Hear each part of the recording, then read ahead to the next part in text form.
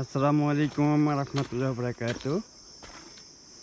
সবাইকে আজকে দেখাতে নিয়ে আসলাম মৌচাকের, যেখান থেকে মধু উৎপাদন হয়, চাষ করে। তো আসলে সবাই মানে অনেকজন চাষ করে এই জিনিসটা। তো আমার কপিরাও চাষ করে। দেখেন, আমি আপনাদেরকে দেখাইতেছি।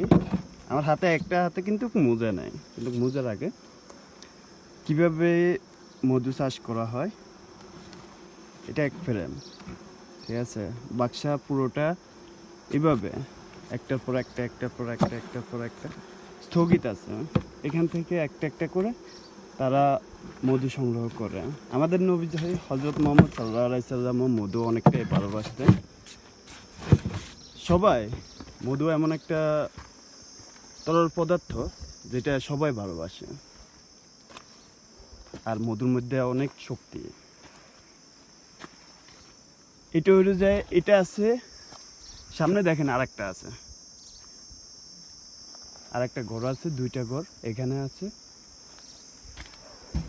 তো আমি একটা ফ্রেম আপনাদেরকে উঠাইয়ে দেখাই, আপনাদের ভালো লাগবে। আমি এক হাতে ভিডিও আর এক হাতে দেখেন।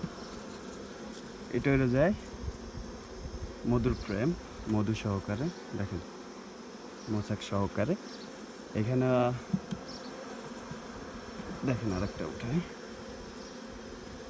এই ঘর যেগুলো দেখতেছেন এগুলোর মধ্যে মধু সংগ্রহ করে আনি এখানে রাখে তারা। ওকে, সবাই ভালো থাকবেন, আর ভিডিওটা বেশি বেশি সাবস্ক্রাইব করে লাইক কমেন্ট করে জানাবেন। আল্লাহ হাফেজ, সালাম আলাইকুম।